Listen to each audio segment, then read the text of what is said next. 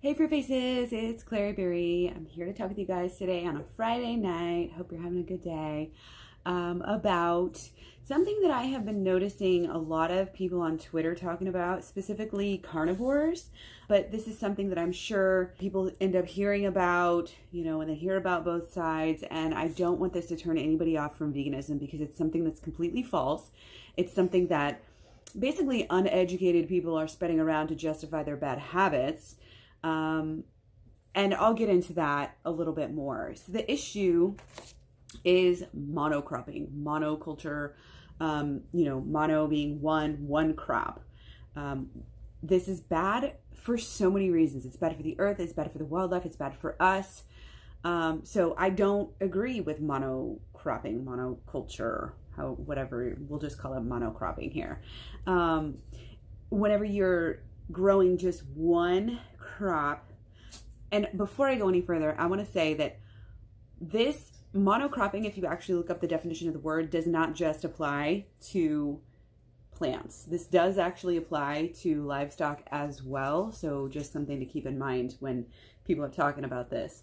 But whenever you're growing one crop or one animal in a certain area over time and you're not rotating, you've probably heard of crop rotation. When you rotate, especially certain plants in a cycle on different fields each year, you're actually helping the soil, especially if you use, I know that like squash, corn, and beans together do really well. And they actually help the soil so that you can continue growing things year after year. And it's really good for the soil. It's good for the organisms, the microorganisms. It's good for the plants. You get better food. And of course, it's good for any of the animals that are, nearby, eating these foods from the area or drinking water. You actually, because the plants are so healthy and the soil is so healthy, you actually, when you're doing crop rotations, you actually can use less pesticides, less fertilizers, herbicides, things like this, which of course help, again, the animals as well as us, people who are consuming the food, all of the microorganisms, etc. It's just better for the wildlife in general. So, soil depletion is an issue. When you have animals in one area over time, that soil that they're on, that they're shitting on, that they're, all of the drugs, the antibiotics and other drugs that may be coming in through the drinking water are going right back into the land, and all of their pathogens are going in, diseases, especially when you have these CAFOs, these factory farms where you have an excess of, all of these animals are combined so close together, crammed in there, unsanitary conditions. So you're naturally having more disease, more pathogens. So you have all of that going into the land as well, going into the nearby water, and etc. So obviously this is really, really bad. And so that's really not even the scope, I think, that people tend to take these carnivores. But I want to say, I agree, I agree with the carnivores saying that monoculture is bad. The carnivores, though, are bringing this up to basically try and prove vegans wrong and show that vegans, because sometimes some of them eat more calories, which as an average person, I wouldn't really even agree with as a premise, but that is their premise, is that, these people are eating more calories. Like for my diet, high carb vegan, yeah, I do probably eat more calories than an average female of my size. But again, not all, and not even close, and not on a daily basis.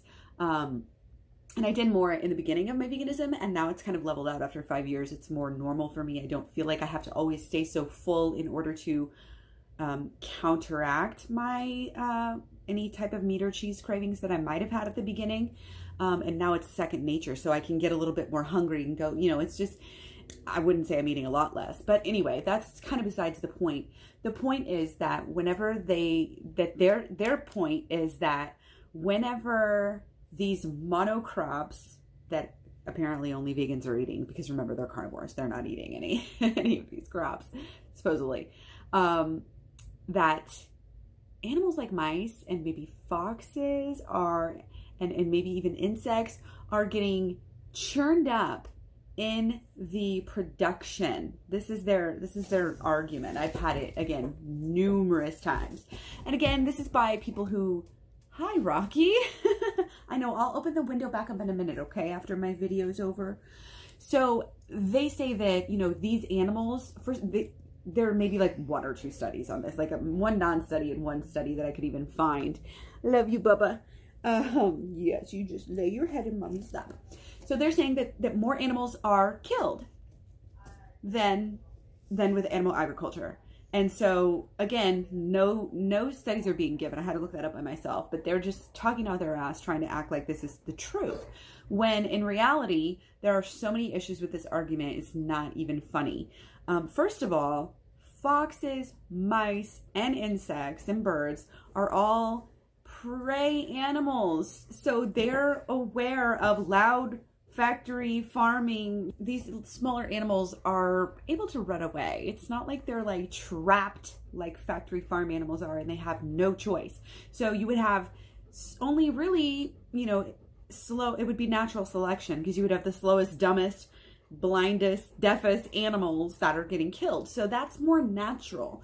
And also it's not intentional. You're not breeding these animals specifically with the expectation that you're going to kill them. And with the reality being that they're being tortured their whole entire lives, tails cut off, beaks cut off, branded, all sorts of different things, repeatedly raped, you know, and having to suck milk out and like all of this stuff.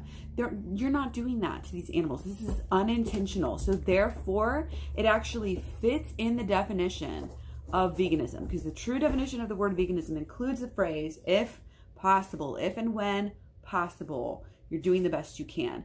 Veganism is not about perfection. It's about doing what you can when you can. So, you know, for people to try to attack vegans for things that they're doing, like, oh, people I see on Twitter sometimes, oh, you drive a car, you're not vegan. Again, besides the point, it's a non-issue if and all possible. And I'm sure a lot of vegans are working towards, you know, not using cars, buying cars that are completely vegan, yada, yada, yada. But we do the best that we can right now. So it's a non-issue. And people who are doing that are actually, it's a cognitive dissonance thing. They feel like their ego is so immature that they feel like they have to tear somebody else's efforts down because they're unwilling to make those efforts as well, and they don't want to feel that feeling, so they lie to themselves and try to make themselves feel like the one who's doing the best, even though all they're really doing is going off their taste buds and then trying to back it up with bullshit.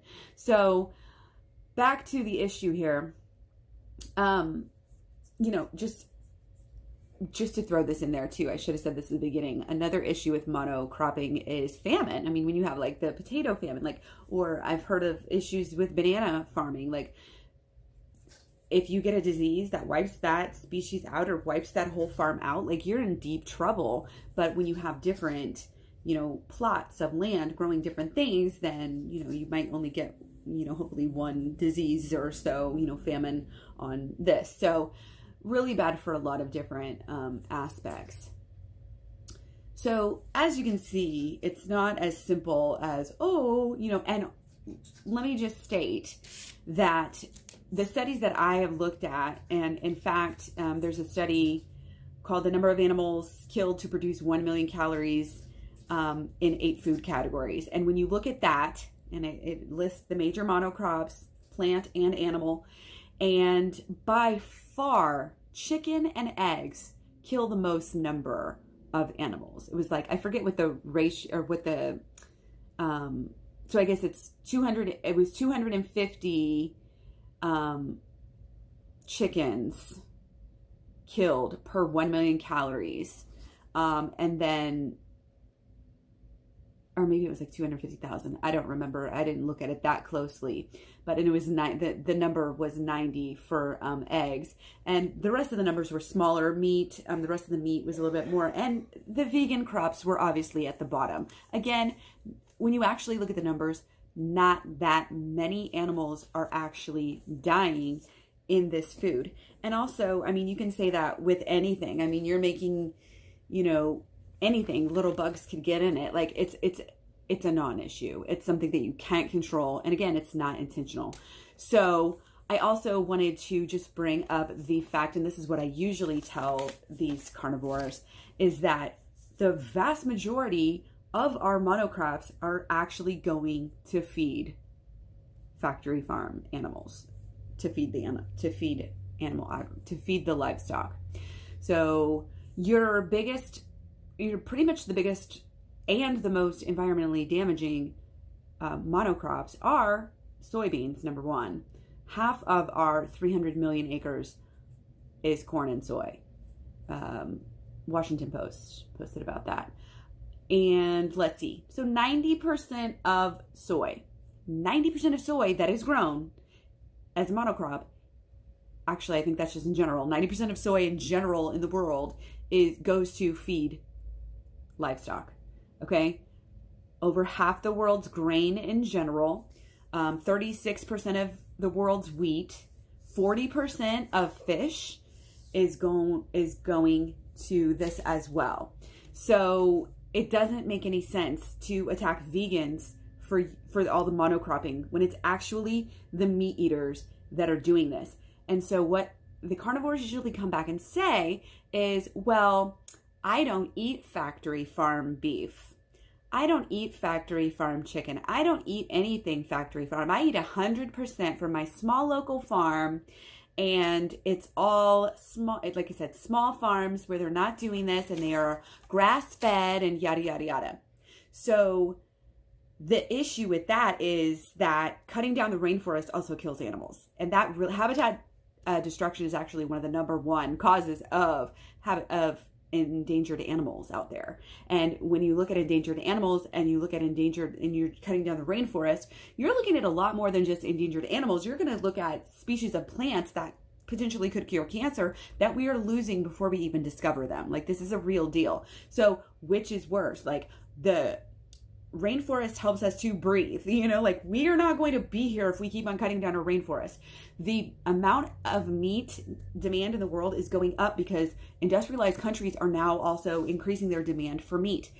This earth cannot sustain. We're already using like between 30 and 50, I forget what the statistic is, of our land, I think it's, I don't know, I can't remember, like I said, between 30 and 50 something of our land use that we have, like available land that's not ice covered, is going already to animal agriculture. We cannot sustain, once the industrialized nations come up and are wanting to eat meat, and then you have population increase in general going on 8 billion people, we cannot sustain meat eating. Not everybody can eat grass-fed beef. So these people trying to, like Sean Baker, different carnivores are trying to say, everybody should eat meat. We need to eat more meat, yada, yada, yada.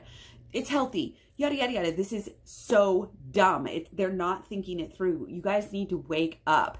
And people love to come to my channel and argue and say I'm the dumb one, but they won't give me any statistics, any studies, nothing. And if it is, it's like funded by Adkins or, the Meat and Dairy Council. But when you actually look at it like this, it's really, really obvious. And not only that, but when you look at people are animals too. When you're giving over half the world's grain to animals to then feed people, it makes no sense because you're getting less calories. If you just took the calories, gave them to the starving people of the world, it would be a lot easier, a lot better on the environment. You wouldn't have to be shipping all this food back and forth to kill sites and, grow sites and all of this stuff. You would be able to feed everyone off of this food that we're feeding these big animals, these numerous animals. We're killing 3 billion animals a day, including fish. And that's crazy. So there's no way that many animals are dying. And like I said, even if there were more animals dying because of this, it's unavoidable. What else are you going to do? And so when you add in all the animals that are dying from monocropping, supposedly, with all of our corn, wheat, these major monocrops taking up most of the space on our earth, again, 90% of corn, when you factor that in, how much of that is actually going to the animals to then feed meat, then obviously way more animals are dying from animal agriculture and meat eaters. And here's my other point.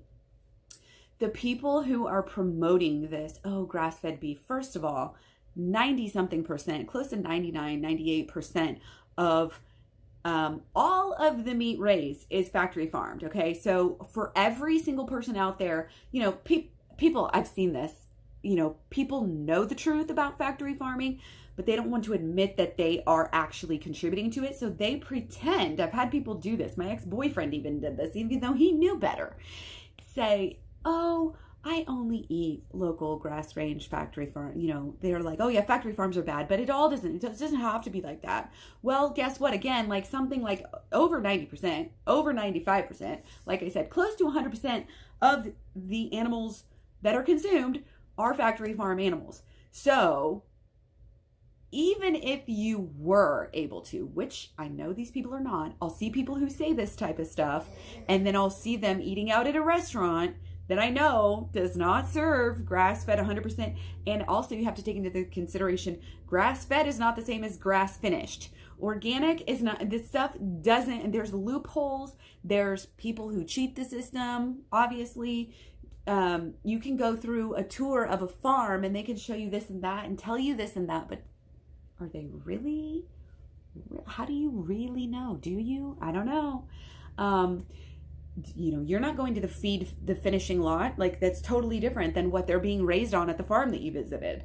So, and you know, when they say grass-fed, they don't have to tell you where they're finished. And that's where they're getting like much of their calories. So anyway, even if these carnivores and meat eaters and whoever is saying this, even if you guys are actually eating 100%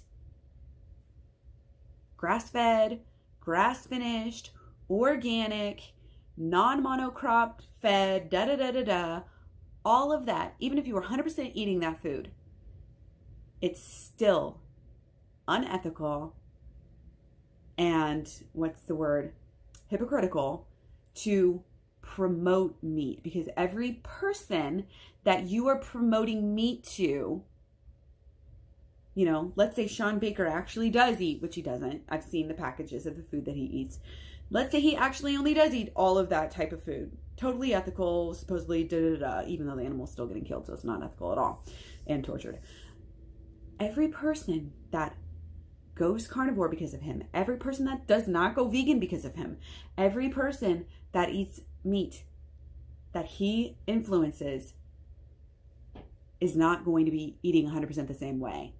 So it's illogical, people. It's just, please take the time and think it through. I really, really have done a lot of research, a lot of thinking. I'm here for the animals. I'm here for the earth. I'm here for the people. Okay, I'm not just here for my taste buds or the big muscles, and I'm not just here to make money. I don't even have my channel, you know, monetized right now. So I'm not making any money off this. I don't have an ebook. Like, I do this out of my own heart. Like, I'm begging you, get through that cognitive dissonance. We're always looking for, I've done it too. I've done this on numerous things for years, beer, whatever it is. We try to look for excuses. We believe, you know, the things that we see when they tell us that we're doing the right thing. It makes us feel good. And sometimes even really intelligent people, sometimes even more intelligent people, end up lying to themselves more because they have to. If you're really smart, you got to tell yourself some big lies to, you know, to get away with it.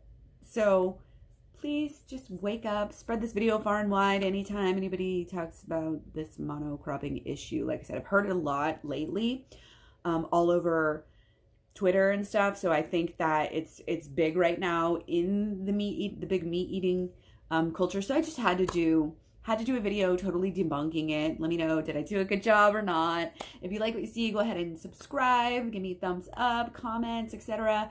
And find me on Facebook, Instagram, Twitter, Tumblr, Pinterest, claryberry.com if you want to look up some studies on different things, health and environment and meat and all of this stuff. And yeah, I think that's it. Thanks so much for watching. Hope you guys have a great day, and I'll talk to you soon. Bye.